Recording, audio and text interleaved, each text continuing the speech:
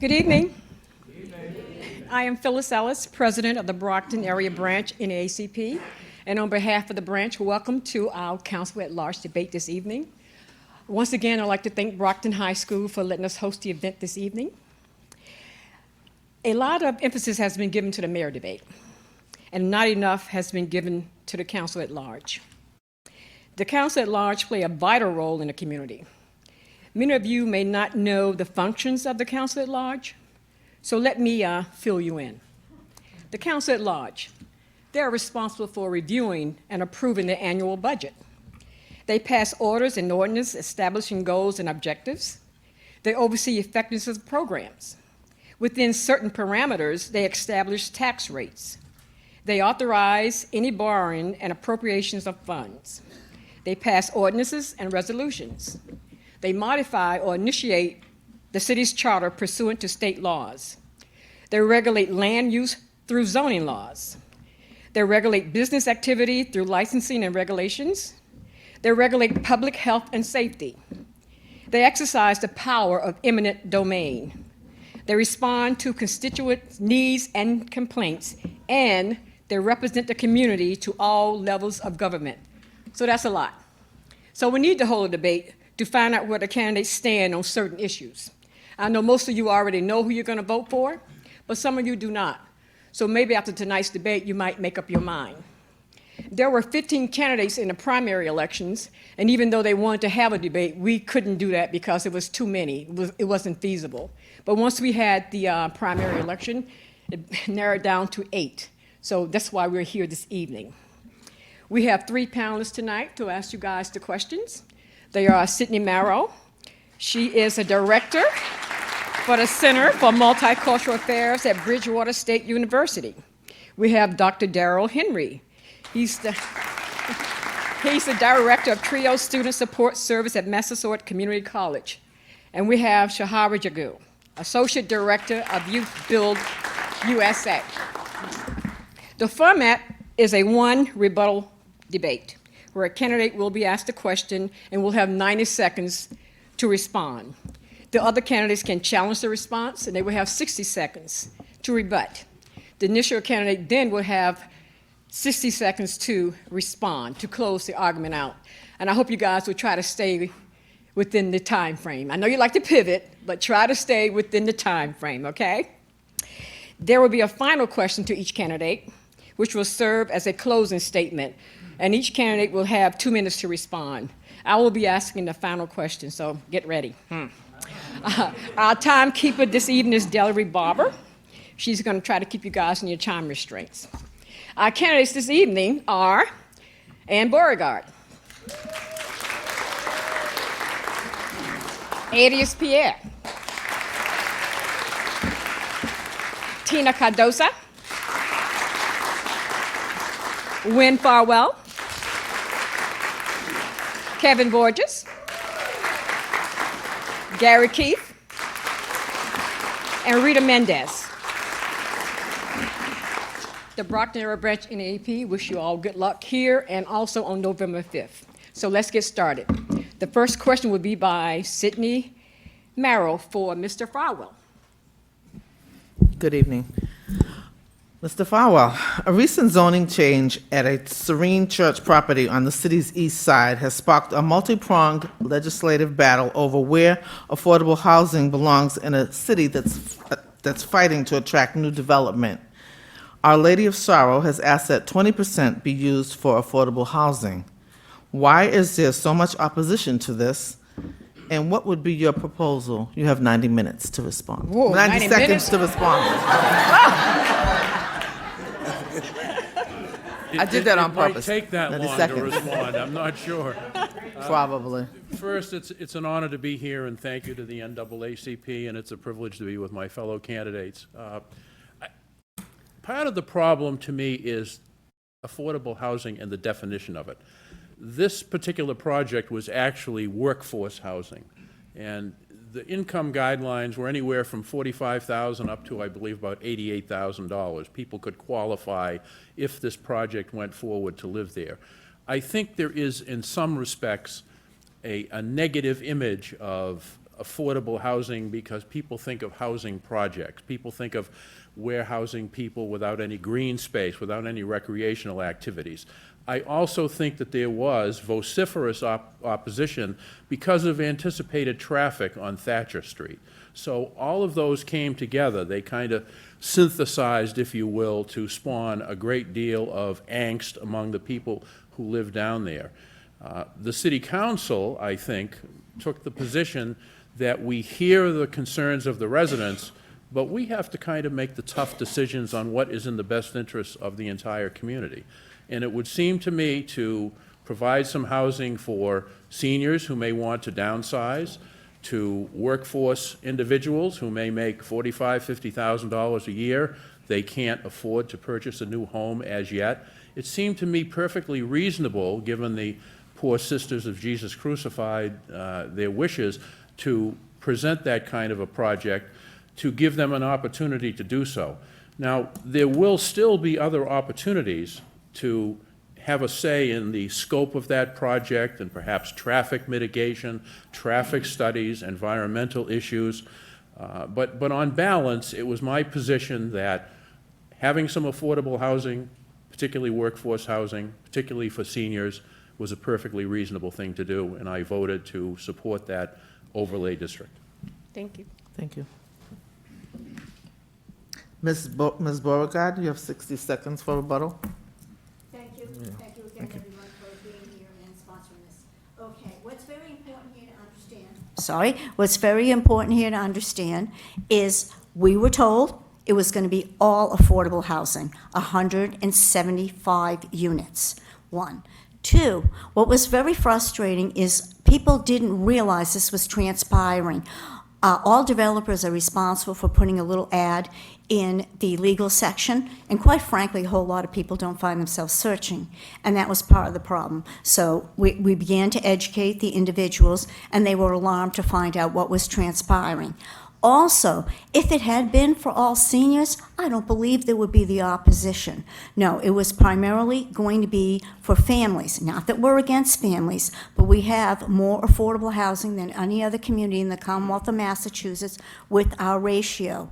And this is out of the Housing and Development and Community Development branch. This is how we get our report out of the government. So I've been trying to keep everyone, I'm sorry, I can't see I'm when telling she you. puts it up. Yeah, Look at me. sorry. So this is why we wanted to educate everyone. People were frustrated with several aspects of it. And I will say that our acting mayor and, at-large city councilor running, that's not here tonight, asked, can it just be for Brockton people? And they said, no, we cannot do any kind of restrictions like that. So that was another, serious concern, because we understand that people are challenged, and Okay, that's Ms. Beauregard. justified. Thank you. Okay. Thank you. Mr. Pierce, you have 60 seconds for rebuttal. First, I would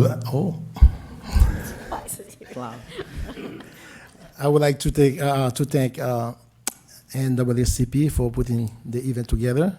Thank you for the panelists. Thank you for you guys who take time out of your busy time to be here tonight. I heard what Mr. Farrell just said and what Ms. Beauregard just said as well.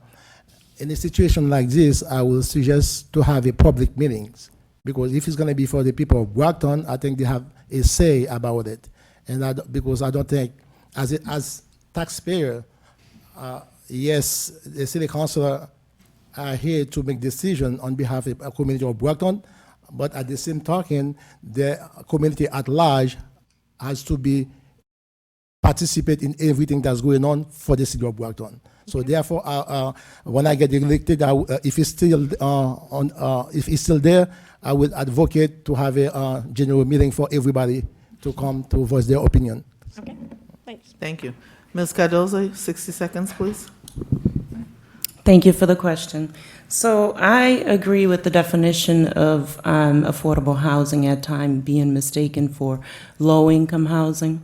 I am for smart development, smart housing, workforce housing, not adding more low-income housing. I would have a problem with Thatcher Street I did have a problem with Thatcher Street. I thought it was too dense, one, and then the other issue is the transportation issue. There was only one bus from that area. And the other thing is, I would worry a bit about decreasing property value in that area as well by adding this development. So, again, affordable housing is the topic of conversation all over the city. Everyone that I talk to, that's what they're concerned about. They want to afford their homes. So I would bring it back to supporting families, workforce housing, making sure that our families are able to, make ends meet. And as we go on in our conversations tonight, I'll talk about education and prevention, which I'm big on, and I feel like if we can do more to support schools for our kids so that parents can work more than 4 hours, then they can afford their homes. So we'll talk a little bit more about that. Thank you. Ms. Mendes, you have 60 seconds for rebuttal. Oh. Yes, thank you so much for that question. And I do agree with the affordable housing. I believe that every developer, when they're doing things in the city, there's the 40R, the smart growth zoning, and which is 20% of that goes towards affordable housing. I believe that with Thatcher Street is, as Tina mentioned, the location wasn't appropriate for that. And when the legislator created the 40R, the smart growth zoning, it was really the intent to be in the city center and also near public transportation. So we have to look at the location that these developments are taking place. And also, I agree with Mr. Pierre, we should bring it to the public in order to determine on what should be done with that and have a say on that as well. Thank you. Thank you. Mr. Keith, you have 60 seconds as well. First of all, I want to say thank you for hosting this event for us tonight, and to all the candidates and to you, the audience that came out to hear what we have to say. I agree with what Mr. Farwell said as far as the 20% workforce housing. I like to say workforce housing more than the affordable housing. As Tina said, basically it gives a different impression that people look at. However, I do disagree with the fact that it wasn't given enough time to get out there. And the reason why I say that is because I sat on the planning board and the zoning board for 4 years. And that project came up. I've been off the board now for over a year and a half, maybe 2 years. And that project came up first while I was still on the board, a few times in front of us, in front of the planning board and in front of the zoning board. There actually was even, I think it had to go to court for something also to see if they could even go through with this whole project. So there was enough information that was going back and forth to where a lot of people could have been Time's up. brought up on that. Bring it So I'm in agreement with affordable housing. Thank you. Mr. Borges, 60 seconds, please. Thank you for having me here, and thank you for the NAACP for hosting this tonight. So as far as with affordable housing, I am absolutely a person who will always I'll always advocate for affordable housing, but we need to look at allocating a certain amount of affordable housing. So we need to focus more on market rate housing and allocating a certain amount of that towards the affordable housing, because what my concern is that we need to be able to support affordable housing by having our, schools to be able to handle the influx of families and children that will be placed in the schools. So we need to take a harder look when we start entertaining affordable housing in Brockton to make sure that we'll be able to support it across the board with our first responders, 10 police, fire, and so forth. Okay. Thank you. Mr. Farwell, would you please take 60 seconds to close? Just to close, I'd like to reassure the public that there were 2 notices published in the local newspaper. I do realize that does not have wide readership anymore. The notice of a meeting was published on the city website. The meeting was held. There were 2 residents, one of whom spoke and was identified, the other one did not. It went through not 1 but 2 meetings of the ordinance committee of the city council. So there was a robust debate, even though there was vociferous opposition, and it just was the collective judgment of the council that the nuns deserved an opportunity to exercise their property rights and try to do something positive with the property. Thank you. Thanks. Next question is for Ms. Beauregard. How you doing, Ms. Beauregard? Hello? Recently, it was revealed that a city animal officer position could not be filled by a qualified local applicant. So despite a residency requirement, the position was filled by a person who resides outside of Brockton. She was let go and then rehired. Do you believe if the position was posted in the new $85,000 city website, this might not have happened? What good is a residency law if it is not enforced? You have 90 seconds to respond. Okay, a few things here. First of all, I'm a strong proponent of residency. Like everything else, it's not perfect. All right. But this animal inspector position is, how would I say it, such a rare position that there's so few people that do it in the country that they're posting it continuously throughout the nation and having difficulty hiring an individual that's qualified. So that this is where our challenge was. What happened also was the young woman was working for the city part-time, then the position changed to a full-time, and then that's when it became a union position and she was required. So the decision was, she was, how would I say, laid off, so to speak.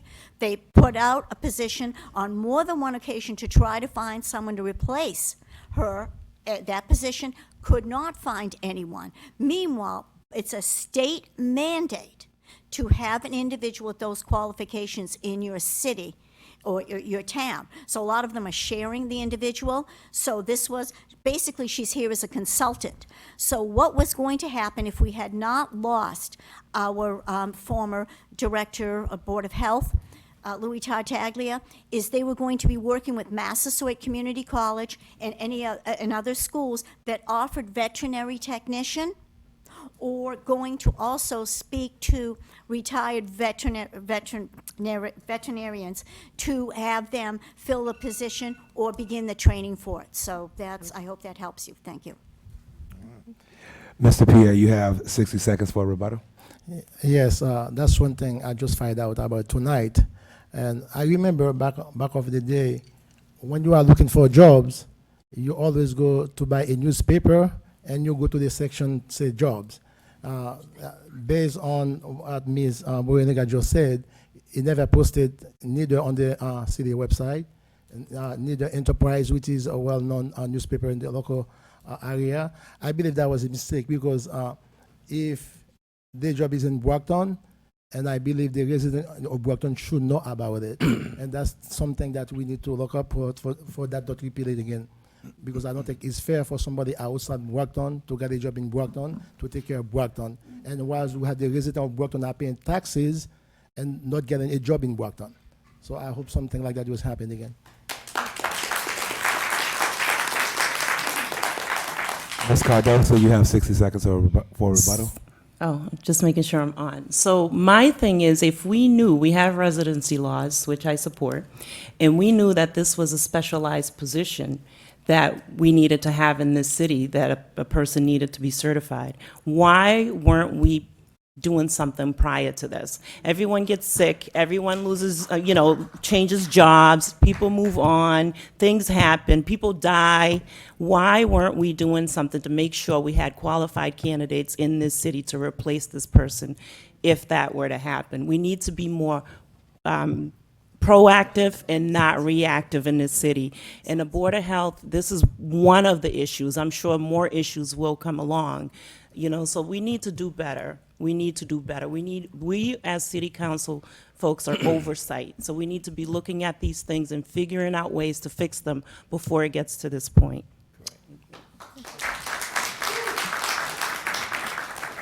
Mr. Farrell, you have 60 Yes, seconds for a Dr. rebuttal. Henry, this position was advertised beginning in January of this year. It was advertised not only in the city website, but also in the Massachusetts Municipal Association website and bulletin. The city, and by the way, the hiring and these collective bargaining issues do not fall within the purview of the council. They're strictly executive branch. They're mayoral decisions. So it came down to, what do? You have to have someone certified to handle rabid animals, sometimes bring them in when they're deceased to be tested. It became a public safety issue, so you could either hold on to residency, which I agree with, or you could temporarily find a solution while you look at other options and hopefully attract someone to come to the city, take the job, and live here. And the mayor made a decision, and I have to say, from a public safety standpoint, I support what was done temporarily. Ms. Mendez, you have 60 seconds to rebuttal. Yes, that's a great question. I do agree with the residency requirement as well. However, we do have to give the priority to the residents of Brockton, and I believe that was done by publishing in the appropriate website where people looking for positions such as that would normally go and look into that. If it was done enough in order to warn the public, maybe it wasn't done so. Maybe next time we can do more in order to let the public know that that's a position that is available. But if it all else fails and we have a position that we need to fill right away, then maybe an exemption should be sought like it was here. So I agree that's an appropriate decision. But priority should always be given to residents. Mr. Keith, you have 60 seconds for a rebuttal. Again, thank you for the question. I believe in the residency law, and I think we need to enforce it. At the same time, like what was just stated, the position became full-time. Okay, at that point there, I think that we could have did something a little bit out of the box by maintaining the part-time officer that we had until we found a full-time officer. I don't think there should have been a rush to do it, to basically go against the residency law.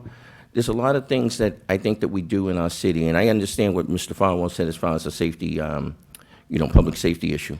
But if the part-time officer was doing it up to that point there, knowing that we had a full-time position to fill, we could have gave that officer the option of moving to Brockton, or we could have gave her the option of keeping her in her position while we filled the position on that to stay within the residency law. So there's some things that we could have done. I mean, like he said, it's not the position of the city council, it was the mayor's decision. I support whoever the mayor might be, and but I do support the residency law, and I think we should have maintained it.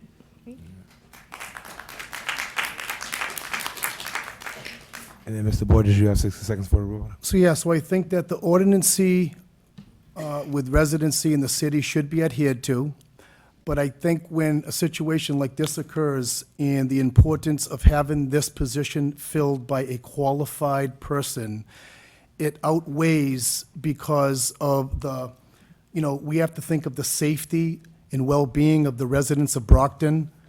And this position is imperative that the person is qualified and highly qualified, and it was very difficult to try to find a person to fill that position. And I believe there were multiple people that were interviewed and just did not pass the test. It was a very, very involved job that, takes the qualifications of, a really highly qualified person dealing with animals and dealing with certain criterias, involving animals and so forth, especially animals that could pose a danger to the community. So even though the residency law is something that we have to adhere to, but safety outweighs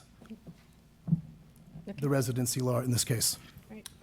And then, Ms. Beauregard, you have 60 seconds to close.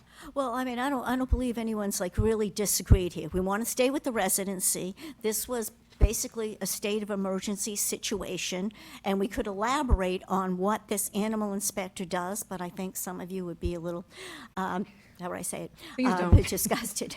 And this is an alarming situation. This was mandatory. And if we didn't abide by it, by the way, we could be penalized, fined each day, the city, by the state for not having an animal inspector. So I agree that we need to try different ways of doing things. And as my colleague here turned around and said, we used to go in the newspaper and whatever, there's different ways of looking at things, but this is not going to be the only job that we're going to come up with, because we have so few young people and a bunch of us older people that are looking at retirement. We're going to be looking at a lot of situations where we need to replace people in jobs that simply aren't being trained, or, how would I say it, that lack of individuals with that expertise. So thank you. Thank you, Ann. Yeah. Thanks. Next question is, next question is for Ms. Mendez. Okay, Ms. Mendez, Mayor Rodriguez removed $800,000 from the budget that was intended for payment for the Aquaria water plant. Would you, as a council at large, have a say where these funds will be reallocated? If so, what would your proposal be? You have 90 seconds to respond. That is a great question because the water plant for the aquaria, it was a lot of money, and I agree with reducing the amount of money paying towards the aquaria in order to relieve them from the updates that they have to do. But I hope that that doesn't increase in the lifelong of the contract. And at this point, I would allocate that money on safety. I think that's our #1 priority in the city, to make sure that we're hiring more police officers, hiring more people that are going to be more foot patrol involved in a community, because safety is always a #1 priority. And I'm very happy that the education department is already getting a great increase in money, because otherwise it would go towards education as well. But at this point, I believe the city is finally going to be getting enough of its share towards education. So safety will definitely be a #1 priority in order to invest that extra money that we're going to have. Thank you. Mr. Pierre, you have 60 seconds for a rebuttal. Yes. Thank you. Not only I would love that money to go to education, because as a resident of Brockton for the past 25 years, I realize this is the first time we don't have after-school program for our children. We don't have ESL program, and we don't have what the late mayor used to call summer school program. I think the education is a priority. For me, I will make sure I will advise that some money will go to education as well. Is my take on the water situation too. I don't have a problem for the mayor to remove $800,000 from the from that money for the water, but I want to make sure that too, we still have the backup water that we deserve. I don't want that cause a problem for the city. I understand that we never use that water, is a backup water, but if something happens, I don't know if the company will give us the same deal that he promised us to give us. Not only that, I remember the late mayor had a proposal to, instead to pay the water every year because we pay too much money, so we can buy the water, so we can sell it to surrounding town. So I don't know exactly what's going to happen after we remove that money from the budget. So yeah, I got my colleague in my right, and I got the city councilor Winfrey. Maybe he can educate me about the situation, because I need to be more educated about water situation. Where are we going to get the same service that we used to have? All right, thanks. Thank you. Ms. Cardoso, you have 60 seconds for a rebuttal. Thank you. Is this on? Okay. I absolutely support our mayor for renegotiating Aquaria. I feel like if they're not keeping up their end of the bargain and not doing the, the improvements that they need to do, then we had to do something about it. So I'm all for education, education, education, education. So any monies that's in this city needs to go towards education. We cannot depend on this money that's coming in from the new funding. We have to make sure that we continue to support the lawsuit until we get this funding. So any little bit of money that's left in this city needs to go to education and prevention. That's my take on that. Okay. Thank you. Mr. Borges, you have 60 seconds for a rebuttal. Yeah, so when we talk about Aquaria, this is a long-standing issue that we've had for many, many years. And at the end of the day, if there's any extra monies, then we certainly can use that for the police, fire, and schools and so forth. But Aquaria, just so everybody knows, is that is a secondary source of water that is mandated by the state for us to have. So that was under Mayor Jack Units, and this is long-standing. And going forward, we probably have about 6 or 7 years left on that contract. And after that, we still have to come up with a solution as to what is going to be our secondary measure of water, because it's mandated by the state that we do have a secondary source of water. So we get our water from Silver Lake now, and we need a secondary source of water. So when you're talking about Aquaria, I think that we all have to go back to the table and figure out the best deal for the city and the taxpayers of the city of Brockton, because you're talking a lot of money here. And we really need to try to devise a plan and get the right deal going forward. Thanks. Thank you. Mr. Keith, you have 60 seconds for rebuttal. Thank you. As everyone knows, and as Kevin just said, Aquaria has been on the table for a long time. However, to answer your question, I think the money, if we could earmark it, and I don't think that we can, I don't know if we can, but if we could earmark it, I think that $800,000 is a lot of money, and it would do a lot of difference. It would make a world of difference for youth programs.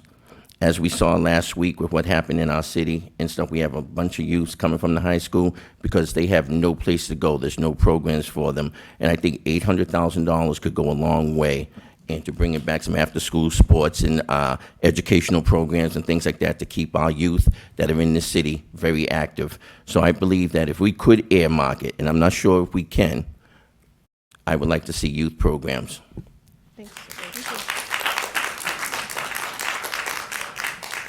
Mr. Farwell, you have 60 seconds for rebuttal. Aquaria has been around for a long while. It was actually the council which cut the money from the appropriation for Aquaria because they were not capable of producing the amount of gallons that they were supposed to be producing per contract. I'd love to see more money for education. I will tell you, and it hasn't become public yet, but there's about a $5 million shortfall in school transportation. We are going to have to come up with that money, otherwise school transportation stops as of December 31st. We also have an outstanding judgment against the city for over $4 million for discrimination in employment, so I can't commit to where I think that should go yet. I think the mayor and others, school superintendent, have got to collectively get together and decide where this money would best be allocated. Okay. Thank you. Ms. Beauregard, you have 60 seconds for rebuttal. Thank you. Okay, if this is a one-time $800,000, first of all, I don't think I'd tell anybody because everybody would want a share of it. I mean, we have municipal buildings are in need of repair, several of them. It's not that I'm opposed to giving them to education, but big thing is infrastructure. So no matter what, people, you have to get down the street to get to school or to get to work or what have you. And that is the number one request of residents in this city that own a house, is generally getting their streets repaired. And infrastructure also means pipes and sewage, and in certain instances, that is how would I say it, an emergency need in many instances. So we have that bridge episode at Grove and Summer, for example, and that's just, it's something that comes up, and it's dangerous to drive around there. It has to be repaired, and there's suddenly the huge need for that. So believe me, $800,000 can go very quickly. Thank you. Thank you. Ms. Mendez, if you could give 60 seconds to close, please. Sure. So I agree that education should always be our top number one priority. However, I'm very happy with the $140 million that the state is giving, the extra that the city wasn't expecting it was going to be that much. So I'm hoping that should cover towards education. And I agree with Ann that infrastructure is something to be taken seriously, and we definitely need the public safety headquarters, and we definitely need the police department does need money in going towards that, and because the infrastructure is very bad, going towards safety, that is our number one priority in the city. It's always a concern, and it should always have, we're short in police officers, so I do think that should be a big concern that needs to be addressed in the city as well. Thank you. Thank you. Now, next question is to Mr. Pierre. Thank you. Our city is an immigrant city, past and current. The Brockton ordinance that was proposed failed. Do you see a compromise in getting some form of ordinance passed for immigrants in the city? You have 90 seconds. Thank you. This is a very nice question. I always say that everywhere I go, I have been living in the city for the past 25 years. My kids were born in the city. Brockton has a reputation of city of champions. In the past, Brockton was known as the one of the largest city who produce shoes. As a resident of Brockton, I believe everybody need to be safe. When you have some decent individual that working, they shouldn't be bothered by nobody. However, if you are a criminal, you have no business in Brockton. Because I believe as a city, we need to come up together. Brockton is a gateway city. People love to come to Brockton. So my take is whatever we can do to work together as one to have some type of immigration reform. That's what I'm preaching for. Thank you. Ms. Beauregard, you have 60 seconds for rebuttal. All right, the best thing here is certainly to get the people together. I believe that you're referring to Brockton United, and I believe that they started doing something in the right direction. And like everything else, it needs to be worked amongst everyone. So I felt that when this transpired, and I will give, the individuals that started working on this, I believe the best thing is to begin to educate the public and invite them to forums on this where they can ask questions in an environment that is not caustic and everyone can get the true information on something, because so many times something is misunderstood. And like everything that's proposed, it's never going to be perfect for everyone, but it would be a very good beginning. Thank you. Ms. Cardozo, you have 60 seconds for rebuttal. So, as founder and president of a nonprofit that has brought violence prevention education to the city, culturally appropriate violence prevention education, I find that we need to have a collaborative. I have so many women that come into my workshops that are in this situation. They're victims of violent crime that are afraid to report. There needs to be a collaborative effort for victims of violent crime to have avenues to reporting. That's a must. No one person in this city should have to be afraid to report violent crime. No immigrant should have to be afraid. No immigrant should have to be afraid to report violent crime regardless of their status. Every day I sit in these workshops with people who are suffering in this city and they can't report. It's not good for us, it's not good for the community, it's not good for anyone. We need to catch perpetrators, and that's having avenues for victims to report. Mr. Borges, you have 60 seconds. So when we talk about immigration, it is a very sensitive subject. I would always advocate for families out there that are in the city already, children. I would take those families and direct them towards having citizenship the right way. And in terms of any violence out in the city, in terms of domestic violence, I would always encourage anyone to come forward, and they would absolutely be able to bring forward any type of violence against them or their children.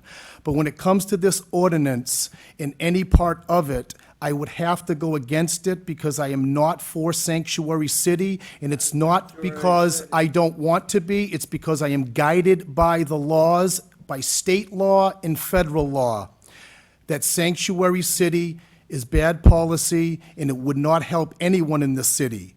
As far as immigration and families that are here already, I would absolutely hold their hands and get them to the right agencies to get them on the path to citizenship, the right way. Thank you. Thank you. Mr. Keith, you have 60 seconds. Thank you. That is a very tough question because as a person that has a background in law enforcement myself, my job was actually to protect the public. And as my co-candidate there, Mr. Pierre said, basically we have to keep the citizens safe. I'm not, the way it was written and presented by Brockton was not the right wording. and things like that. So the word sanctuary city, I'm not for. However, we do need immigration reform. We need immigration reform now. I think that we do need to set up, for lack of a better way, I wish we had a moratorium or something to where we could actually get everyone to come and register, you know, whether if they were illegal, given a period of time that they could actually go down and register, and we try to streamline the process to get people to legal citizenship. You know, if you have any violent crimes or anything like that against you, you would not be able to qualify for that. So that's my take on that. Thank you. Thank you. Mr. Farwell, you have 60 seconds for rebuttal. I think you asked if there could be a middle ground, and I think, picking up on what Tina said, and given the demographics of Brockton, it would be time to have an immigration assistance officer in the mayor's office to coordinate with all the different groups. I think that would go a long way towards sending a positive message. You could have interns there, you could have people who are in college volunteer their time, but it would pull together all the different resources and recognize that we have an obligation to help people, period. I mean, we have an obligation to help people. Thank you. Ms. Mendes, you have 60 seconds for rebuttal. Yes, thank you so much for that question, and I am very involved in the immigrant community. However, with this ordinance, it directly violated federal law, and although the intention there was good of the people and the concern of the residents, I can understand completely where that comes from, but that is something that is so much beyond Brockton. Just like Mr. Keith said, we do need an immigration reform at this point, and it's not up to the city of Brockton to really take on that task. But having, you know, an immigration office assistance here in the city of Brockton that would be able to guide and advise these people, especially victims of violence, these women, because federal law does account for them. There is a VAWA, which is Violence Against Women's Act, that protect those who is victims of violence, and they cooperate with law enforcement. So federal law already accounts for them because they want to make sure they do report the crimes. So we just need to let the public know about those things. Thank you. Thank you. Mr. Pierre, you have 60 seconds to close. Yes, thank you. Like Mr. Fowler just said, me is a perfect example. I'm from Haiti, and like many of you guys from somewhere, we all live in Brockton. Brockton is diversity, and diversity is a beautiful thing. And I believe even the ordinance was voted out. I think we can come with something like everybody agree on, because we cannot afford to put fear to anybody. We cannot put fear to children. When they go to school, they don't expect to see their parents when they come home. We need to sit on the table to make sure, as a city of Brockton, we all are safe under the law. Again, I'm going to repeat it. If you are a criminal, that's a different story. You don't belong to Brockton. But if you're not a criminal, you are a decent person who's working to put food on your family table, you shouldn't be bothered by neither local or federal law enforcement. Okay, thank you.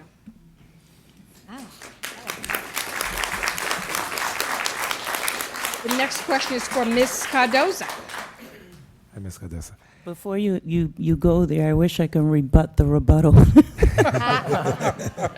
Can't. I'll save it for closing. I don't control that. All right. Okay. Ms. Cardoso, excluding the gambling project and its defeat, what proposal is there for economic growth in the city? Do you think an entertainment industry might be successful? You have 90 seconds. So I support economic development that's smart and that makes sense always. And I support development that doesn't pass any burden on to residential taxpayers. The casino project, there was a lot of issues behind that.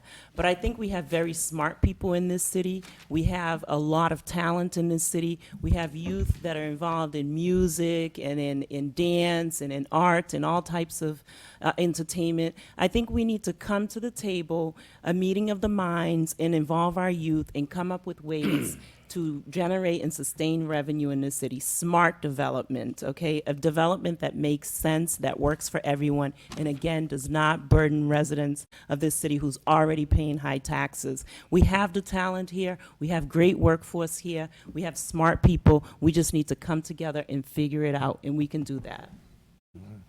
Ms. Beauregard, you have 60 seconds for your rebuttal. Well, entertainment is wonderful, and I think that's great. I endorse arts and culture. I believe something like that is feasible. I think you should start small and calculate. I'm a strong proponent of feasibility studies, and I'm excited that someone suggests youth, because there's colleges right around here. We have to go down a couple of blocks here, and we could be at Stonehill.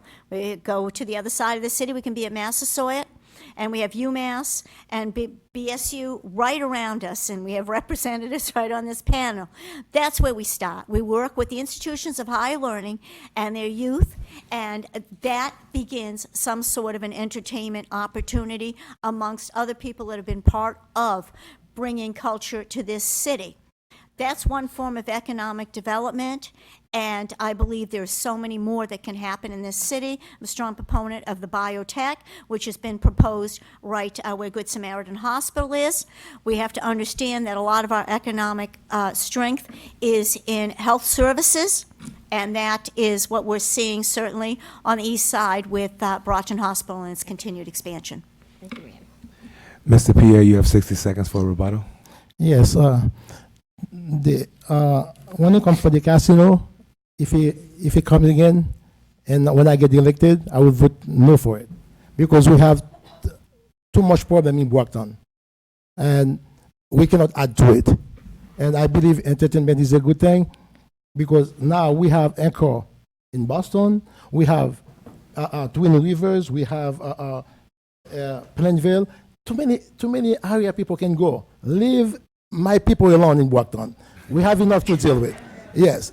What we need right now is to have more police officers, more diversity among them to solve the crime that unsolved until now. That's what we need to focus on. When it comes to casino, is a no-no. I'm not for it. Let's bring something good for the resident of Brockton. What about put something nice downtown Brockton? Everywhere I go, say, when you going to bring life to down Brockton? We have nothing. Let's bring something better, but not a casino for Brockton. Thank you.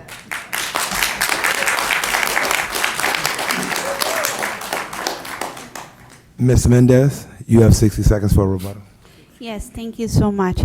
The casino was actually voted in by the people of Brockton, although a great majority of people, a number of people also did not want it. It was about almost just a little bit more than 50% that voted in favor. And I believe we were not going to be, I know we're definitely not going to be able to find another company that wants to invest like $500 million in the city of Brockton and provided the number of jobs and services to the city. But with that being said, that's a moot question, because the Gaming Commission turned it down, and I don't think we're going to be having a casino in the city of Brockton. What else can we do in the city of Brockton? We definitely need to continue to work towards our downtown, probably having a movie theater. I have to go to Randolph. I want to watch a movie, or some other things, just encouraging our young people to really get engaged and just working towards our city. Thank you. Mr. Borges, you have 60 seconds for rebuttal.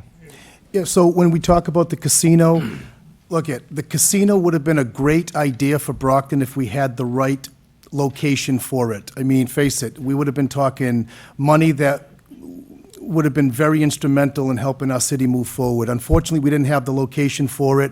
The litigation that's going on with the Native Indians down in Taunton and so forth. Regency is a very tough situation for any casino at this point. But so as far as with economic development, that's the key to moving Brockton forward. We need to have economic development begin quickly.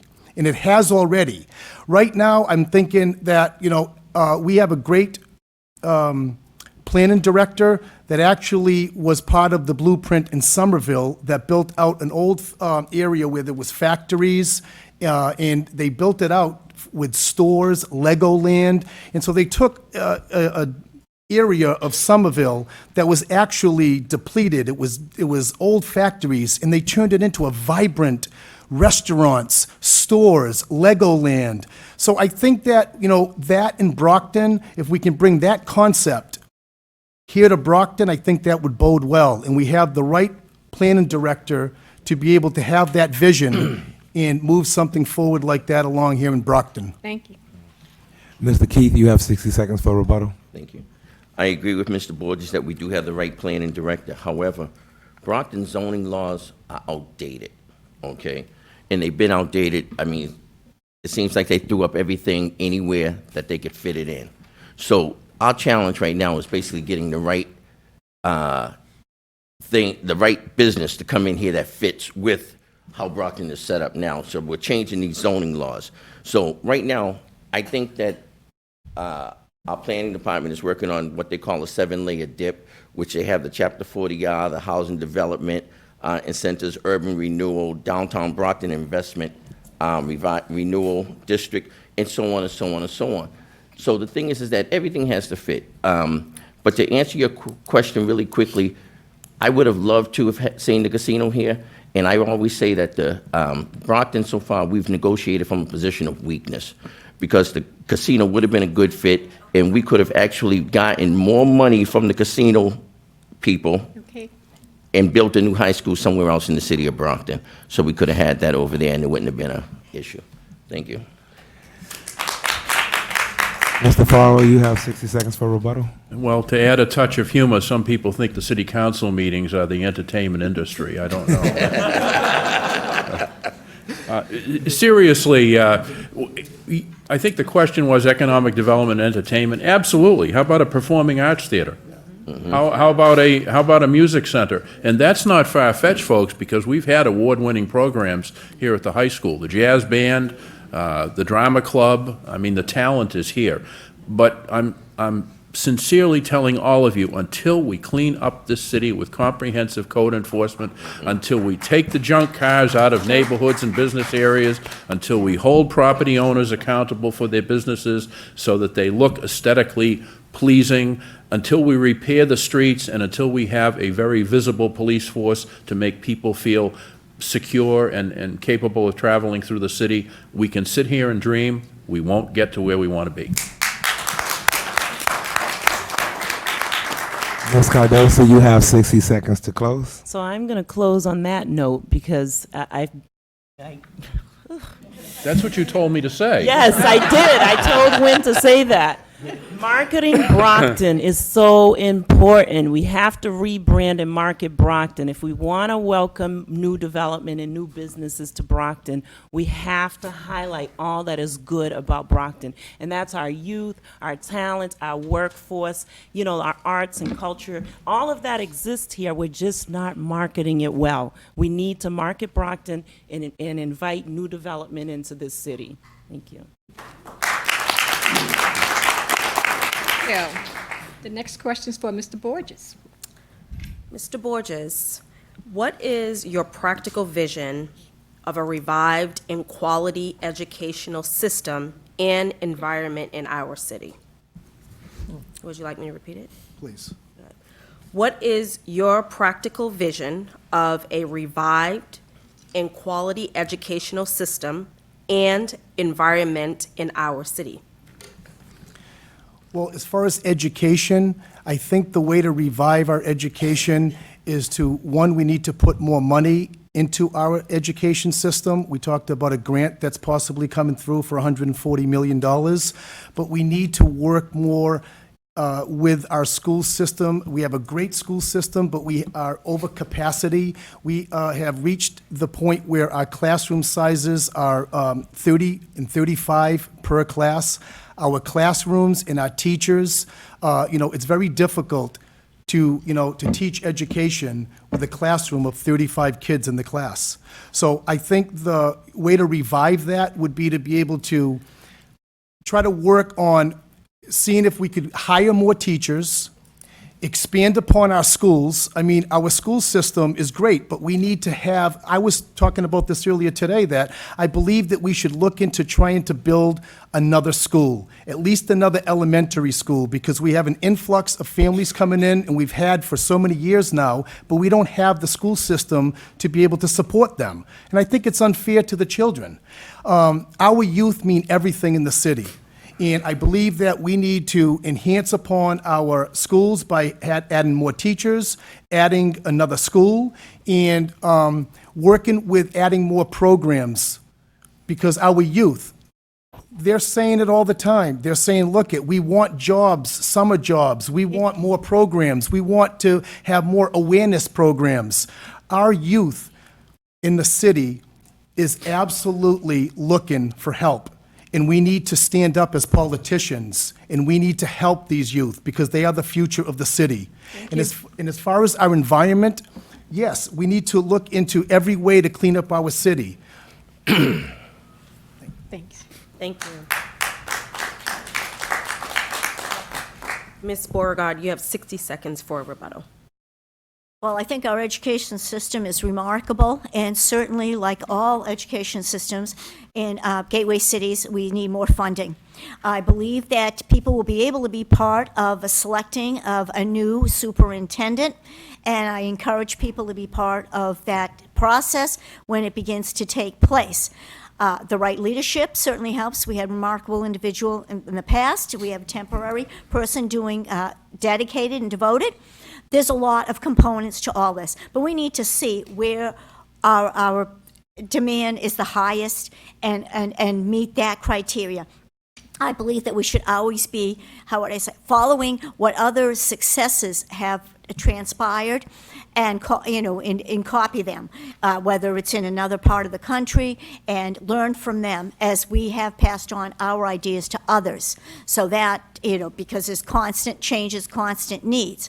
As far as the environment goes, I am grateful that you've asked that question, because that's something that the city has not paid attention to in the past, and it's necessary. We see a great deal of overgrowth and water that's less desirable in our rivers, and that is something that I sincerely hope that we see a future improved in many ways. Thank you. Thank you. Mr. Pierre, you have 60 seconds for a rebuttal. Thank you. By research, I found out that this Brockton High School is one of the best high school in the country. That means we have the quality here, but we don't have the money. And when I listen to everybody here, it seems like money is the problem. That's why we don't have the program. What about Chapter 90 that Brockton is qualifying? On their Chapter 90, we can hold the state accountable to give us the fund that we deserve. As an elected official, that's our job to work with the delegation to get the money to fund those programs. I think one thing we need to do, we need to take care of our teachers. Because most of the time, when the superintendent is getting the raise, or teacher getting the pay slips, that needs to stop. And one more thing, we need to the staff should reflect the community at large. We need more diversity in this staff. We need more teachers that speak their language. When a kid comes from another country, he should be able to relate himself or herself with the teacher that's trying to educate that person. So that, having said that, we need more diversity because Brockton is a diversity. Okay.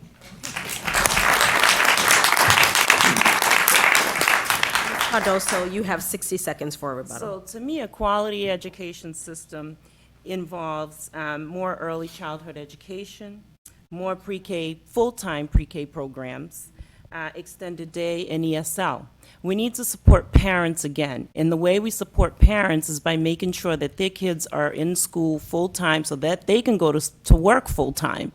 So investing in ESL, investing in extended day, more slots for full-time pre-K. All of this leads to economic independence for our parents. Our parents are not looking for handouts. They're looking to work. They're looking to be able to pay their bills, and they want their kids in school so that they can do that. Also, supporting our teachers, more school-based therapy. Our kids are traumatized in this city. There's a lot of trauma, and our teachers are overworked. We need school-based therapy, more adjustment counselors, more support for those social issues. My daughter's a teacher, and every day she comes home, and that's the number one thing is the social issues in the community that they have to deal with. They spend more time doing that than teaching the kids. So we need to support our parents, our teachers, and offer more supportive programs for kids. Thank you.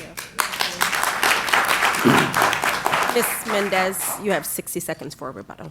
Yes, education is our number one top priority because we're training our future leaders. So they're going to be part of the democracy and going to be leading our city.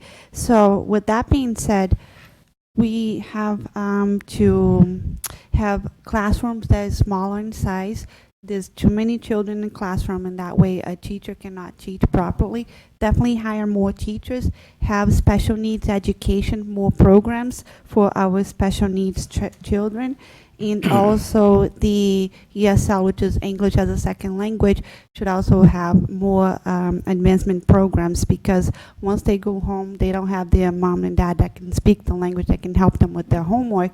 So maybe after school activities and homework help after school, things like that to really make sure that our children, our education continue to thrive as well as it should. And as to environmental, keep cleaning up the city, code enforcement, just making sure that we really take that seriously because that is something that we, as a city, it's our image. So people come to Brockton, they need to see a clean, beautiful city. So, Thank you. Thank you. Sorry. I think I lost my place. Mr. Keith, you have 60 seconds for a rebuttal. Thank you. I've always said that Brockton public schools are some of the best schools. It's the best school in the country. And we're doing the best job that we can with what we have to work with. The teachers are overworked with having large classrooms, and they have been dealing with it. However, I would like to see classroom sizes 30 kids or less. I would like to see us pay the teachers a little bit more because we lose good quality teachers to Boston and to other cities where the pay is much better. This way here, we will be able to even attract. Everyone says hiring more teachers, but it's hard for us to hire teachers when the pay is as less as, as little as it is compared to other cities compared to Brockton. So we need to do that. Again, I'm going to say I would like to see some after-school programs. Like Rita just said, when the kids, go home after school, if their parents are working or whatever, what do they do at that point there? If we had programs after school to where they could stay later, do their homework, things like that, but we need to be able to have the funding, again, with the Chapter 90, with Chapter 70, to bring, to be able to pay them and sustain the teachers for doing that. Thank you. Thank you. Thank you, Keith. Thank you. Mr. Farwell, you have 60 seconds for a rebuttal. We will eventually need another elementary school. We do need what's called a STEM center at the high school, science, technology, engineering, and mathematics. We have aging buildings, which obviously we need to keep up.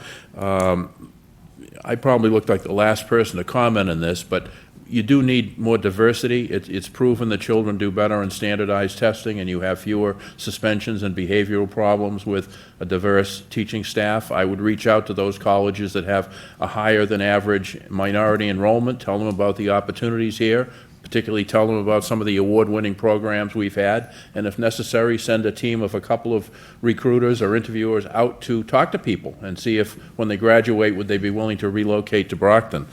Class sizes at the kindergarten through grade 4 level are extremely important, and new technology is needed. We do not have laptops for all our children, and the superintendent has made it abundantly clear that probably a couple of $1 million, but it really needs to be done. Okay, thanks. Thank you. Mr. Borges, you have 60 seconds to close.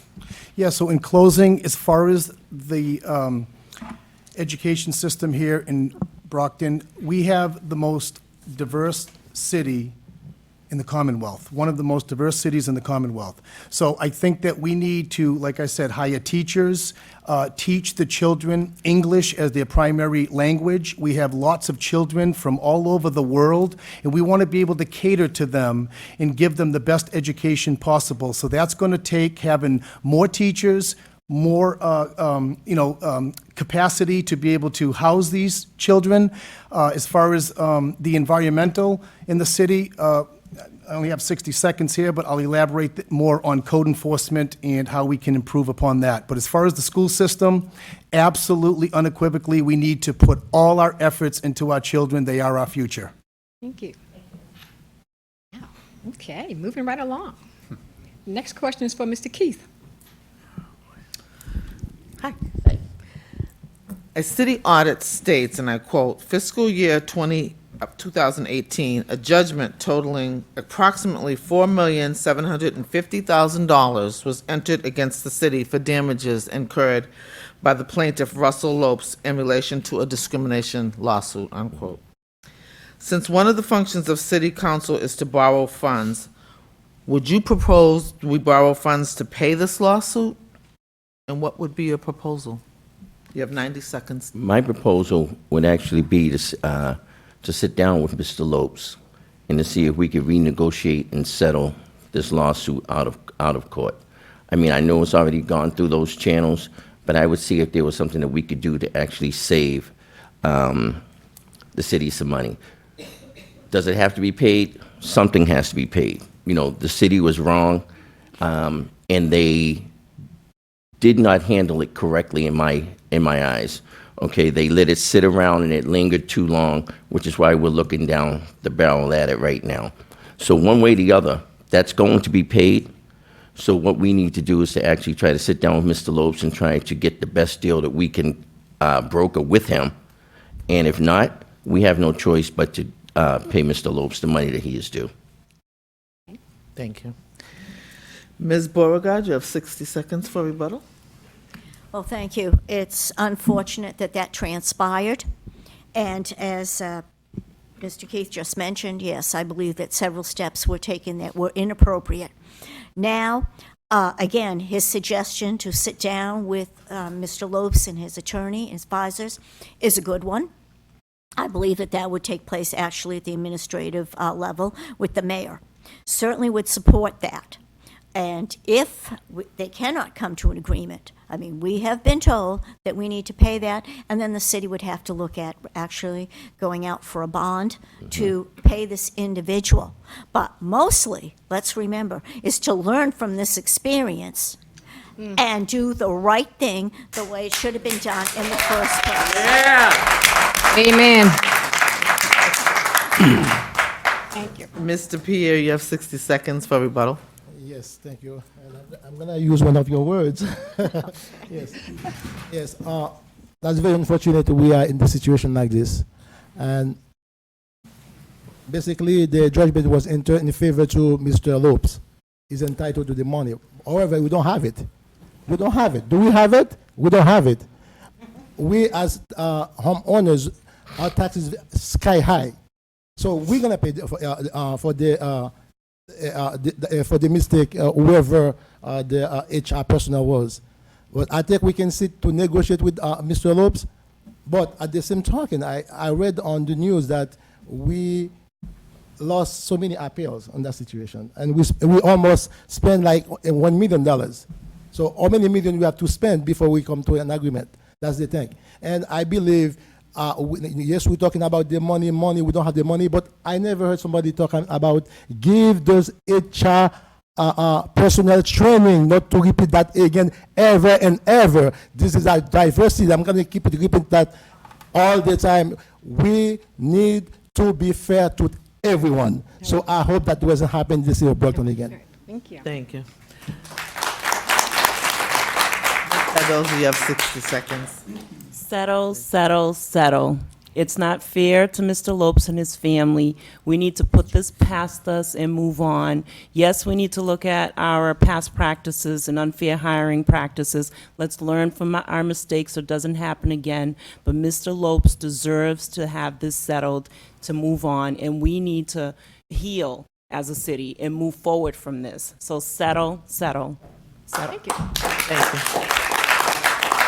you. Ms. Mendes, you have 60 seconds for rebuttal. Yes, I agree. We do have to take care of this issue, settle this judgment against the city. However, I would really like to have the opportunity someday to look at the complaint, the judgment.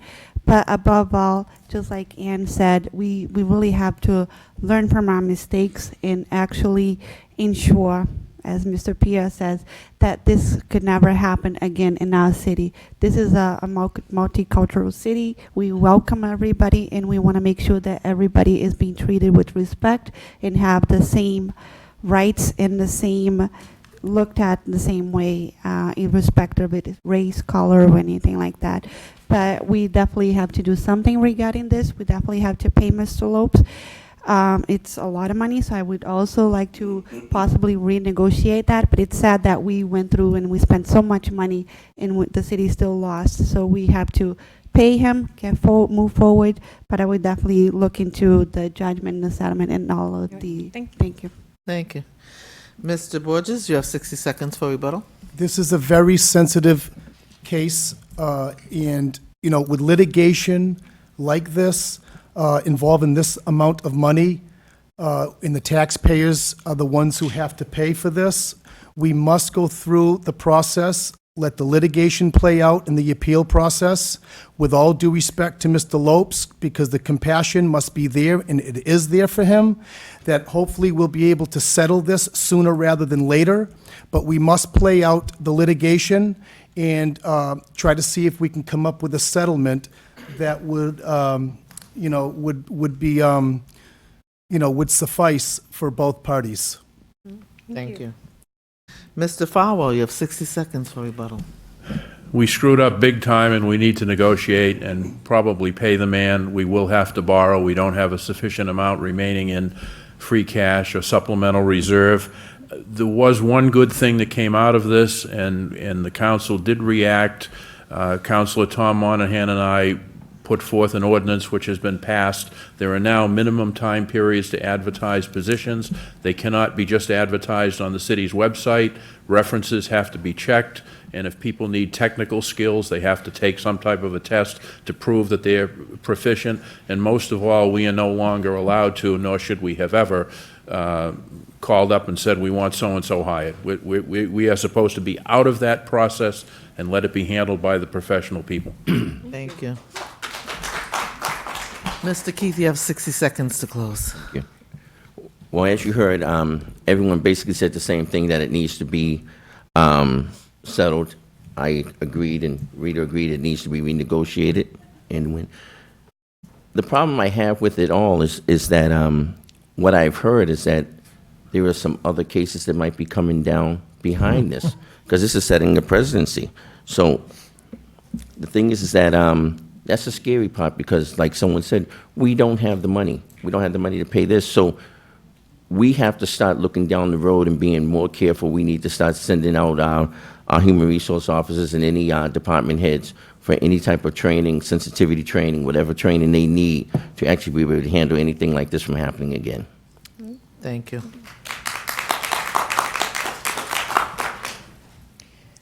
We have one more question from the panel, and then you guys don't get the really hard questions from me. The next question is for Mr. Farwell. Do you feel that 4 at-large council persons is enough for an ever larger city like Brockton? And should we expand the at-large council to 6 as opposed to 4? You have 90 seconds to respond. You know, I hadn't thought about that. You know, part of me says that 11 of us can sometimes muck things up pretty well, and I don't know if adding 2 more people will make a difference. You know, I, based on my experience, and I've been on the school committee, and I've been the mayor, and I'm now a councilor-at-large, the 11 people are very good. We don't always agree. We sometimes disagree vehemently in issues, but when a vote is over, we come together, we tackle the next issue. I think 11 is a manageable number. I think to incur the costs and perhaps expand it without knowing how it might tangibly affect the city, I wouldn't be prepared to jump at that. I'm not opposed to studying it, but honestly, I've never thought about it. I think the 11 of us work pretty well together with 4 at large. My one concern with expanding the at large is that you wouldn't want too many people to maybe come from the same section of the city. So I like the ward basis where you have the different geographical areas represented, and then 4 of us at large who pretty much tag along and try to help the ward councilor when they have an issue. So Okay. study it, yes, but I wouldn't be ready to embrace it. Ms. Beauregard, you have 60 seconds to rebuttal. Well, isn't it interesting that I'm looking at a group of panelists, and 2 of them represent institutions of higher learning? Quite frankly, I believe that your students and your faculty should be looking at what we need from a study, okay? We're going to have the census 2020, and we're going to get an awful lot of information out of that. We beg you to fill out your forms or answer, call them up, talk them on the phone. This is everything. This is money. This is a definition, a representation of our city. And then we can talk about what's best. It is interesting that my colleague pointed out, what if all the at-larges came from the same place? I myself think it would be better off to break them up by wards, because we're seeing development, we're seeing increase in population, and we're seeing a need for further representation. Thank you for that question.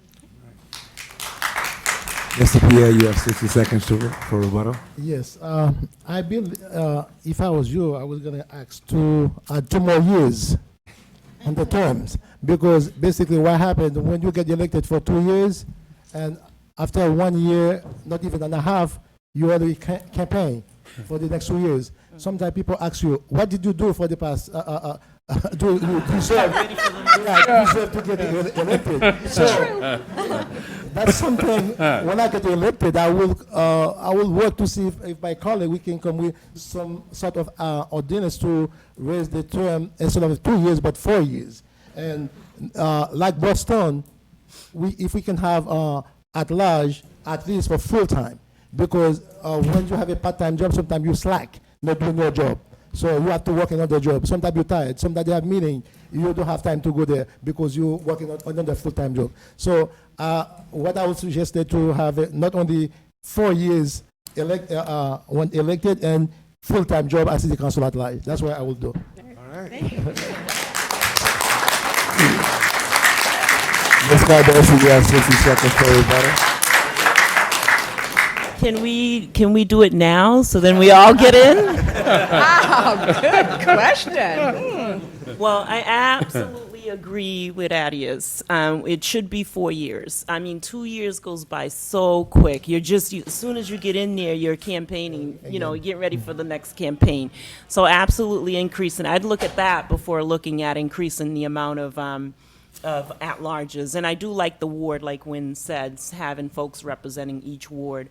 So I'd look at that, increasing and then look at term limits too, so that we can get people out that are not doing what they're supposed to do as well. So we have to look at term limits. We have to, let's study it. Let's see how we compare to other cities, like what Ann said. Let's look at the census and see if there's a need. But it's definitely, food for thought. Ms. Mendez, you have 60 seconds for rebuttal.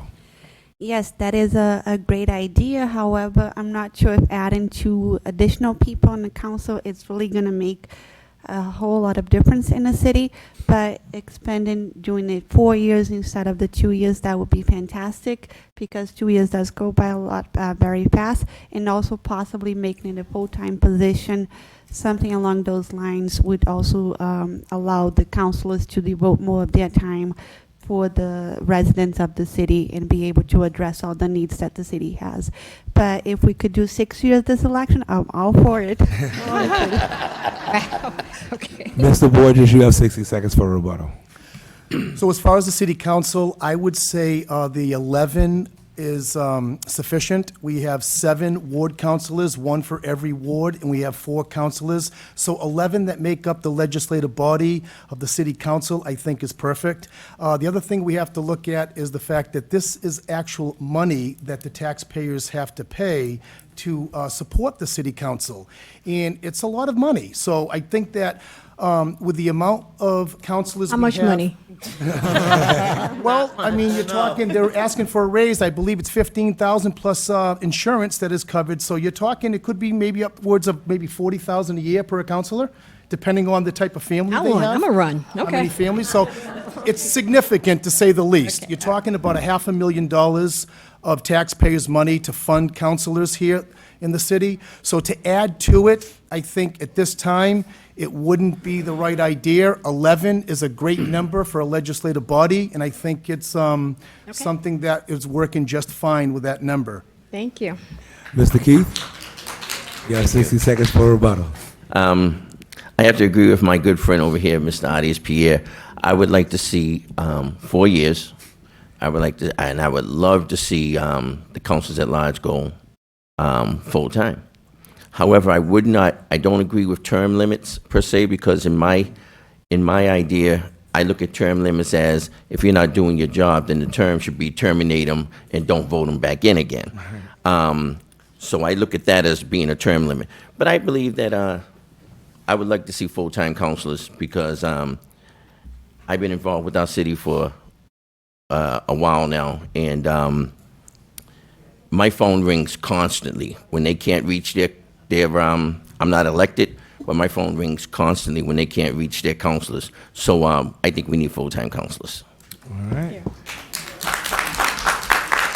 And then, Mr. Farrow, you have 60 seconds to close. I guess I'm the odd man out, because is it challenging to campaign every 2 years? Yes. But, complacency is the architect of defeat. And I think sometimes running every 2 years, it keeps you mentally sharp, it keeps you politically sharp, and it holds you somewhat accountable for your position and what you do.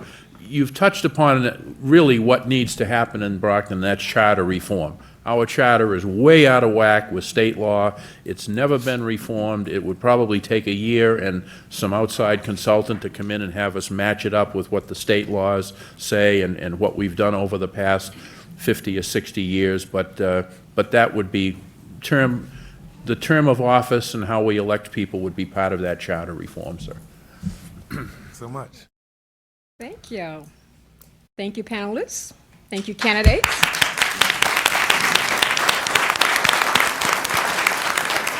Now I'm going to give the closing question.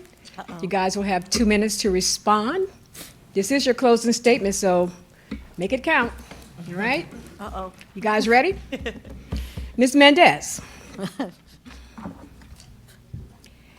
Everybody has an opinion about your slogan, a mother, not a politician. Some say it's a good way to separate you from the pack. Others say the slogan is a gimmick. What do you say is the meaning of your campaign slogan?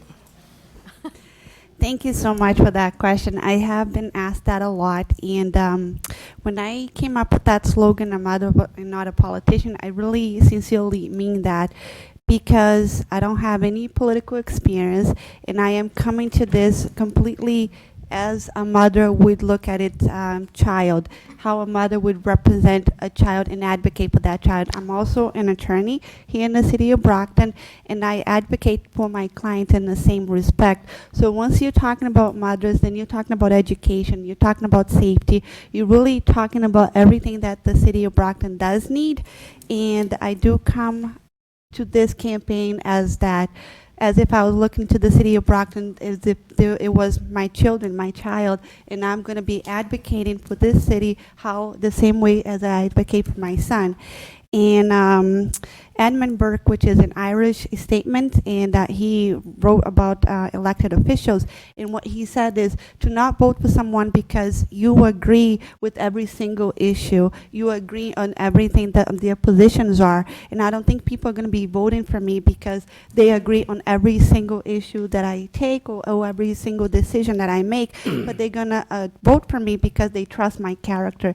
And I have laid out my character. So I ask for people to trust my character and trust that I'm going to represent this city the best ability as a mother would advocate for its child. And that's just the strongest argument that a person can make. And I'm definitely not a politician, and I just, the entire experience has been amazing, and I am very, very sincere about my slogan. It's not just a gimmick, it's really something from the heart, and I hope that people see that and appreciate that, and I thank everybody who voted for me in September, and I please ask for people to continue to vote and support me in November. Thank you so much. Thank you.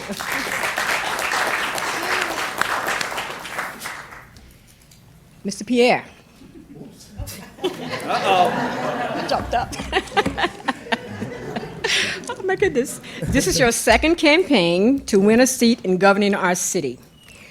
What lessons did you learn from your first campaign, and how did those lessons help you improve your present campaign? What new strategies and plans do you have for Brockton? Thank you. First, I would like to thank you guys for coming out, and thank you for voting for me in September 17. Thank you to the panelists. 4 years ago, I ran, in 2015, I ran, and I came short in the final. And I was young to the game. After 4 years, I learned a lot. I learned how to do my campaign. I have a better team working with me. I knock to as many doors as I can, and I always have a plan for Brockton. I have been a voice for the voiceless people. I believe they need a change, but the change not going to happen with all of us. We need to select one person to send to City Hall because we all cannot go. And I have a goal for the young people. For the past 20 years, what I've been doing, advocate for young people. We have a group called Youth Against Drugs. What I did in that program, I took kids from the community. I took them to Plymouth County Jail where I work, so I can show. I have inmate do a presentation for them so they can stay away from trouble. They instead of being reactive, we try to be proactive. I have been a voice for the parents, for single parents. That's what I've been doing. We have a program called Mentorship Program in Brockton, which is I established that program. Some kids, when they graduate from high school, they go to college. They spend 2 or 3 years. They never graduate because they keep on changing major after major. They never make up their mind. What I did, I sharpened the kids with professional lawyer, doctor, banker, so they can have a taste of the program they want to enter to get to college. They're not going to spend like 4 years without graduate, but they spend 4 years without diploma. That's what I've been doing. So in November 5th, I ask you guys to give me your vote. I will fight for you because I'm a fighter. I remember when I was about to graduate from college, I had a bad accident. And I broke my legs 3 different places. 3 of my teachers said, you know what, put your graduation on hold. I said, no, I want to graduate. I asked my wife to bring me on a wheelchair. And I took all my final in 1 day, and I graduated because I believe when you work hard, is payback. I'm a fighter. I never give up. The same way I never give up on myself, I will not give up on you. Please, on November 5th, vote for Adi Spear, the last one on the ballot, number 8. I was the number 1. Okay, thank you.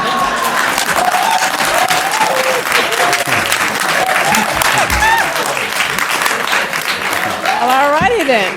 The reason why you're going to vote for me, Miss. the reason why you're going to vote for me because Here. I'm the change you need, the voice Here. you deserve. Thank you. I love you all.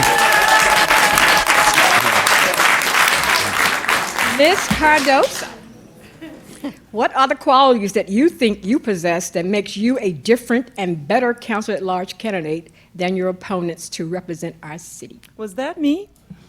I didn't hear the name. That was you. They were clapping. Thank you, Phyllis. I want to thank you for tonight, for every other night. I thank the NAACP for all you guys have done to bring information to the residents of Brockton. I thank everyone that's here today for coming out. Thank you to the panelists. This has been a great experience. So Phyllis, you know, I'm a registered nurse for over 20 years now. Caring for people is not just my profession, but it's my lifelong calling. That's what I do. I started a nonprofit here in Brockton 4 years ago tackling violence prevention, bringing culturally appropriate violence prevention to the city. I did that because I care about the city. I cut back at work so that I can give back to the city. Once my kids were done with school, I graduated all three here from Brockton High. My oldest works in homeless services. My second child is a teacher in a Boston public school system. My oldest is getting her PhD right now at Lesley University. And all of my kids did really well here in Brockton. My youngest is almost done at UMass Amherst this year. So I felt like I needed to give back. And that's why I started the nonprofit. So I've already been serving this city in that capacity for some time now, and I'd like to continue to serve the city. That's what we are here to do as councilors, is to serve you, to serve the people, and to represent them. That we should only be thinking about your interests, not special interests. We shouldn't be in bed with anyone but you. And so I feel like I bring to the table my experience as a registered nurse. I've worked with our homeless. I've worked with our veterans. I've worked with the elderly. I've, you know, as a nurse, troubleshoot, problem solve, negotiate, implement, manage, all of that. I have that experience. And as a founder of a successful nonprofit in this city that's doing great work, promising work, I bring that to the table. And as a mother of 3 Brockton High School graduates that all did well, I bring that to the table. And I represent you. My story as a young single mom, you know, high school dropout, GED, I did all that. I struggled with my kids to get my degree, and I'm here today to tell the story, to help you out. You can relate to me. I represent you. I always will represent you and nobody else, and that's what I bring. Thank you. Thank you, Mr. Joseph.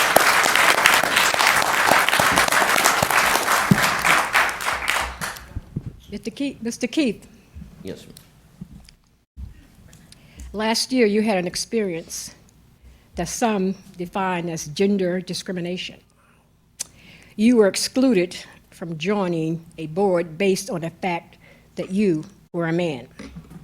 We are not asking you to address that situation, but we are going to ask what your position on discrimination is generally. I'm sorry, what was the Should last, some groups, I'm sorry, let me repeat it. what was the last part there? We are not asking you to address the situation that happened last year, but we just want to know what your position on discrimination is generally. Well, first of all, I did not like it, okay? There's enough of that going on already in the world. And actually, I was prepared to give a closing speech as far as that goes. I'm not, but that's a different question. I didn't know how you were going to do that, but I will say this. Wait a minute, you knew my question? I heard the question. Before I asked it, though, did you know?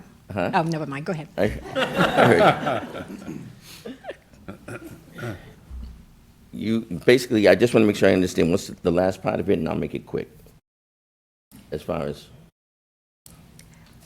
We are not asking you to address the situation, but to ask what your position is on discrimination in general. I'm totally against discrimination. Because I wasn't raised that way, and I know people talk about that all the time. But discrimination, being discriminated against is something that I actually despise. I don't care what your color is, your race is, your ethnicity, your religion, whatever it is. Being discriminated against is a terrible feeling, okay? The first time I was ever discriminated against, I was 17 years old and I went into the service, okay? And first time away from home, okay, going down south, and I was discriminated.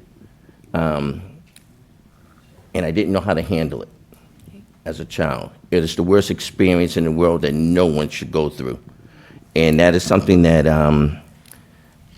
I would be the biggest advocate and stand beside anyone that's been discriminated against, okay, and take it to the fullest extent of the law, because discrimination is the worst. And so that's how I feel about discrimination. Thank you.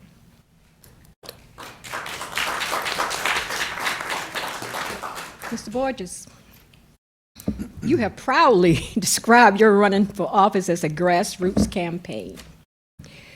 What have been the pressing concerns that people of Brockton have talked to you about during this campaign? I've been going door to door. I got into this race late, and it was a calling of mine to do so. And when I did, I hit the ground running because I know it's for a greater cause. The people of Brockton, they want stability. They want to have a city to feel safe in. I'm running for City Councillor-At-Large because I know that I feel that I am one of the most qualified candidates because I'm in the trenches every day already as a code enforcement officer, as a health inspector for the Board of Health, and I am part of the receivership task force working with the Attorney General's office going after vacant and abandoned properties. I went to Harvard University in a very intense program that we had there to strategize on blight in neighborhoods. And we fight that every day here in the city of Brockton. I work alongside of the police and the fire department. I am going to run for City Councillor-At-Large because I know that I will make a difference across the board. I'm a real estate expert dealing with real estate for over 20 years with many success stories, including assembling the team that I put together to go to Oklahoma City and brought the first Sonic restaurant to southeastern Massachusetts. And I want that type of business to come to Brockton, and that's what I'm going to fight for. I also took it upon myself to look at what the functions are of a city councilor. Not only do we answer calls from our constituents and so forth, but we also deal with very sensitive matters.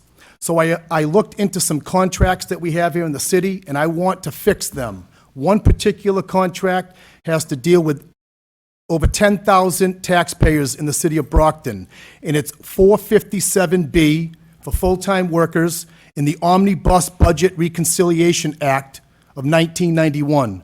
So we have a contract that is for deferred compensation for a retirement fund here in the city, and it hasn't been ratified since 1994. So I want to get in and I want to ratify all open-ended contracts in the city, and I want to be the fiscal hawk, and will be the fiscal hawk of City Hall. Okay. And I will bring vigor and vanity, and I will bring dignity and class to City Hall and the council chambers, and I come free of charge because I already work for the city of Brockton, and I'm very much involved here across the table with everything going on here in the city. So therefore, I will Okay. not receive a paycheck. I will do this because I want to stand up for the residents of Brockton, and I will always make sure that our city is moving in the right direction. Thank you. So I humbly ask for your vote on November 5th. I'm fourth on the ballot. Number 4, Kevin Borges. Thank you. Ms. Beauregard, you have been vocal about limiting the number of affordable housing or non-marketing housing in Brockton. Why is this so important to you? I'm sorry, you said affordable housing, and then what did you say? You have been vocal about limiting the number of affordable housing or non-marketing housing in Brockton. Why is that so important to you? Okay, first of all, it's so important to me because we have our quota and a higher percentage of it. We have to realize that this is the responsibility of every community in the Commonwealth of Massachusetts to work toward their quota for affordable housing. And there's 350 other communities that need to catch up. The biggest reason for this is when you don't have a balance in a community of at all economic levels, then certain people have to bear more of the burden. And I would like to highlight that that's generally the homeowners. And in a lot of instances, many of our homeowners are senior citizens, and a lot of them want to age in place. And they've been here, they've been paying their taxes, they've been contributing to the community, and I don't think they should be priced out because we continue to need services in this city, and that's why we need a proper breakdown. And that means, of course, more economic development. That's why I've been vocal on it. I feel that, remember too, when these developers come in, they get deals that we don't give our senior citizens, our financially challenged homeowners, and that's because the laws are not currently there for that particular aspect, but they are there for the developers. So we need to revisit that. So that's why I am vocal. I believe the way that the city's going to grow is with balance. That means economic development. That means investing in our schools, in our infrastructure. That means also continued public safety. But remember, when a majority of the homeowners in this city, a great deal of them, I can't say it's a majority, but it is a very large aspect of it, have contributed to the community, have lived here for years, never saw their streets paved, but that's a whole nother story, and meanwhile want to stay age in place.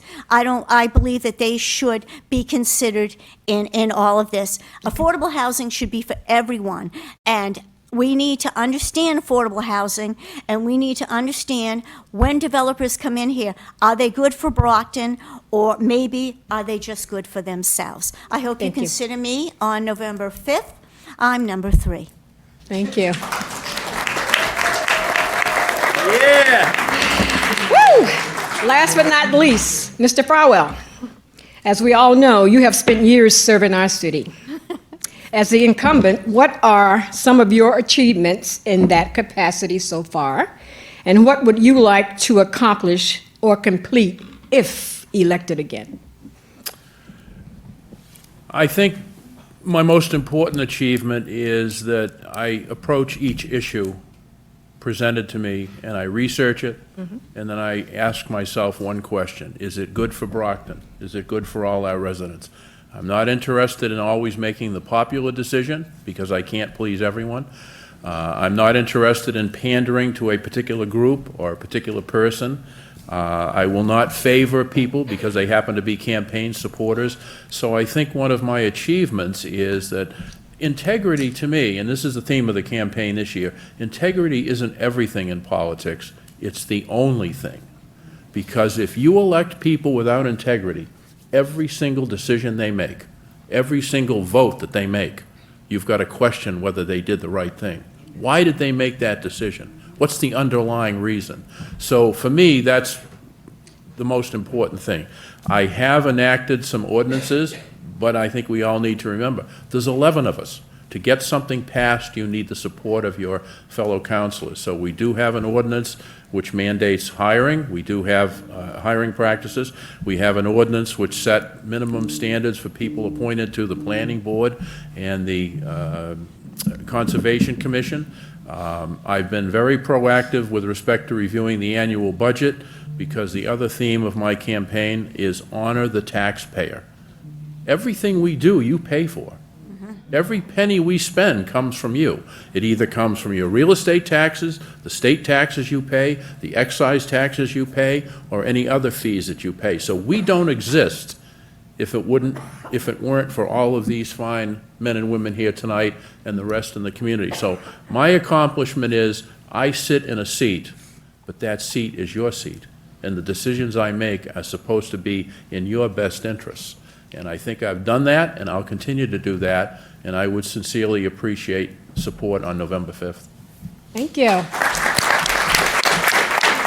Thank you to all the candidates. Thank you to the panelists.